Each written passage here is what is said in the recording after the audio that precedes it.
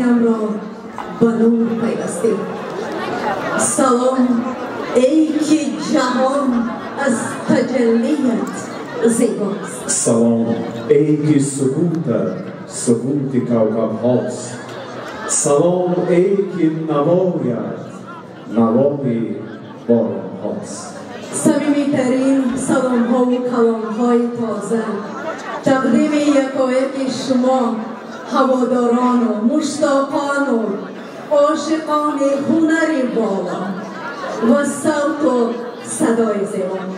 حضور مبارک یکایک شما عزیزان را با این محفل مهر و محبت و صداقت که از دوری های ما به گوش ما به هوش ما و شریان دلی پر از خروش ما ترین انداز میگردد صادقانه و صمیمانه خیر مقدم میگوییم. قرصک میزنیم. گفتم روزانو همه عزیزان با خود نور آوردن، سرور آوردن، شادی آوردن، نشاط آوردن که از حضور میهمانان عزیز این محفل ما اینقدر گرم است، روشن است، زیباست. امروز دوست به این محفل ما آمده ایم، سر فدای قدمت خوب و بجا آمده ایم. با همه شیفتگان ره مهر و وفا مرحبا بر تو که با نور و صفا آمده ایم. واقعا سلامت باشد. صدقه که خوبیاتون ولی خیلی ضعیف است که خوبیاتون.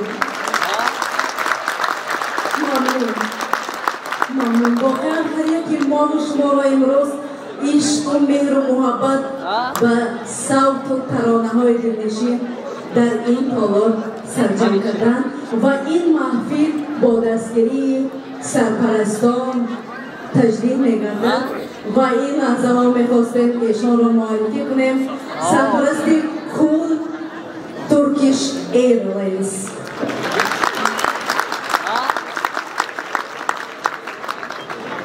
و همزمان شریکان رسمی سیوما یک قرصک بلند و شریک رسمی الفا موبایل یک قرصک پرماش میزنید دوستان عزیز. اکنون توضیح نمیشم خوب خورده؟ نه؟ طلا گرم است به فکرم.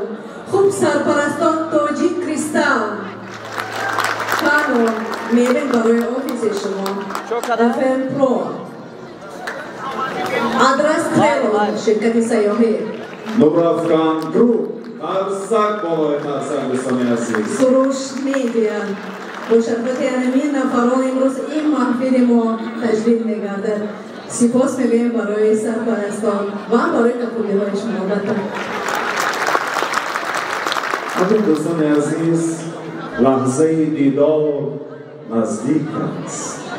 باز من دیوانه مستم، باز میلرزد دلم دستم، بازگویی در جهانی دیگری هستم. من بیهوده این شعر زیبای مهدی اخوان ثالث را نخواندم، زیرا هنرمند روی این صحنه میآید که واقعا ترانه‌های عاشقانه یک نسل سرودهای عاشقانه او بود. با ترانه‌های زیبای این هنرمند شما عاشق شدید، عشق ورزیدید، با عشق آینه بنیاد کردید و فرزندی عشق به دنیا آوردید. و هر فصلی بیاید عشق زیباست و هر لحظی سرآید عشق زیباست.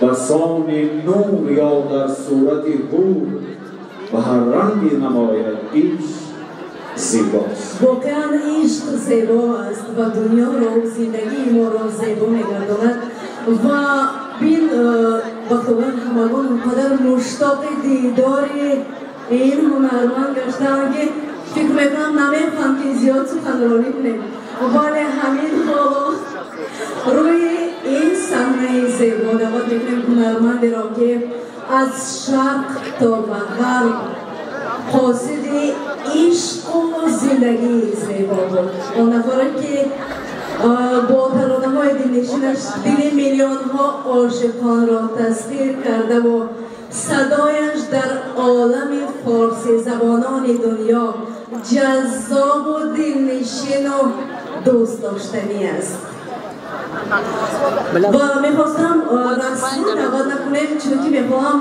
همگان با ما هم شریک باشن برای دعوت کردن این هنرمند اصیل. خانم لفروز اهل نشست اگر شما راضی باشید بیاید ما یک قالب‌شکنی میکنیم. ما یعنی برنده ها میگویم شما همه یک جای با یک صدا این هنرمند را روی صحنه دعوت میکنیم با حسابی 1 2 3 رفتیم.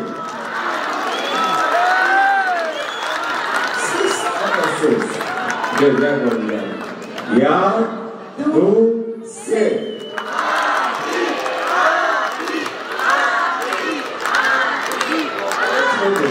یکم بهتر ولی باز هم سوست. من فکر شرط بازی سه بار است. همین مهمان نوازی تاجیکانه را یک بار نشان دهیم.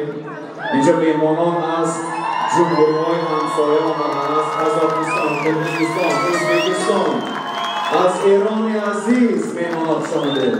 بیایید همه یک جای 1 2 3 رفتیم.